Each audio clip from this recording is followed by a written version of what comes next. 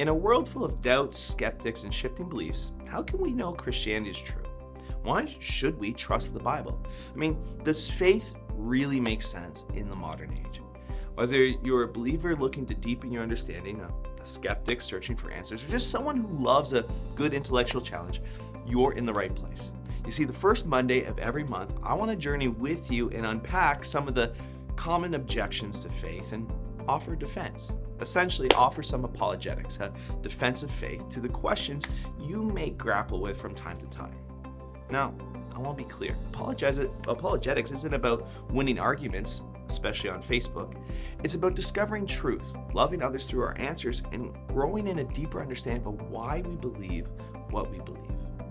A mentor of mine coined the term unreflective practitioners. Far too many apprentices of Jesus are unprepared for tough conversations about what they claim to put their trust in. So let's change that one conversation at a time. Now, one of the most common objections people raise about Christianity and religion in general is this: how can there be just one true religion? Isn't that narrow-minded or arrogant, potentially even dangerous?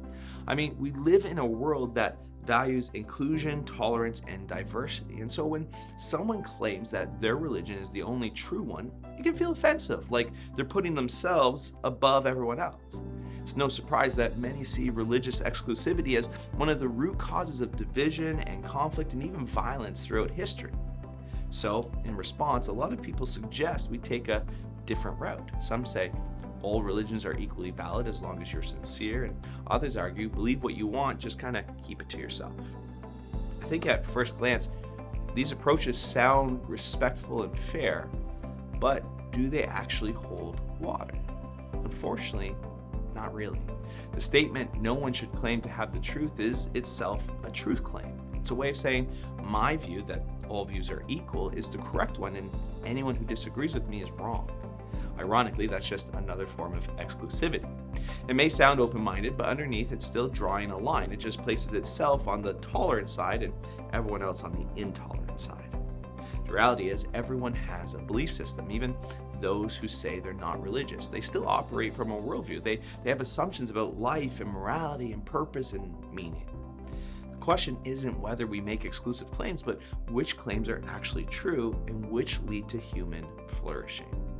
Now, I'm biased, but Jesus are the best I've discovered. Now, some will also say, but aren't all religions basically the same anyway? That sounds nice, but it's just not true.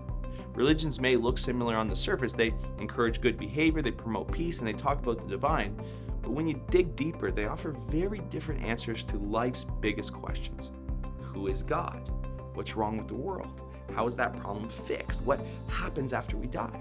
Christianity, Buddhism, Islam, Hinduism, and secular humanism don't agree on those things. And in fact, they contradict each other in core ways. Saying they're all the same isn't respectful. It's actually deeply offensive to both practitioners of those religions and logic itself.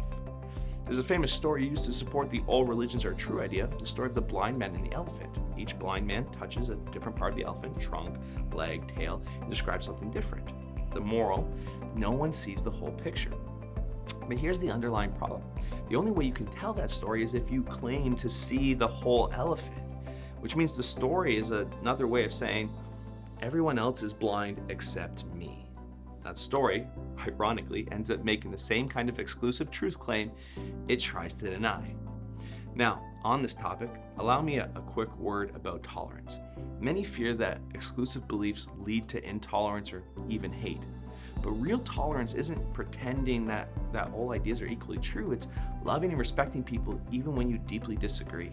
That's what Jesus did. He never compromised the truth, but he always led with love. And if someone tries to tell you religion is dying, it's not. Maybe locally it's in decline in some places, but globally it's actually growing.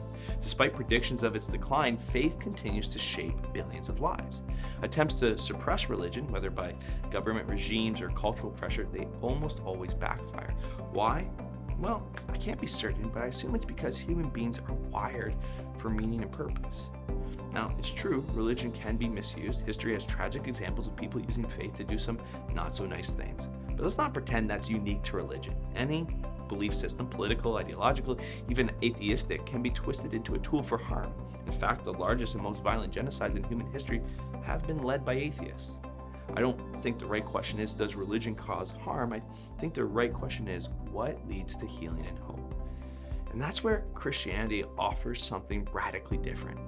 At the heart of Christianity is not a call to power or control. It's actually a call to grace, a call to humility, a call to love even our enemies, a call to live by God's kingdom ethics. Christianity isn't about earning your way to God or proving you're better than others. It's about trusting what Jesus has done, not what we do. That's what makes Christianity unique. It's exclusive in its truth claims, but radically inclusive in its invitation. It says salvation isn't earned by good behavior, but received through grace.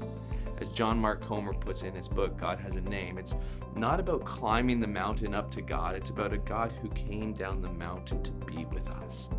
So maybe the solution isn't to get rid of religion, but to rediscover a faith that looks like Jesus, full of grace and truth, strength and humility, conviction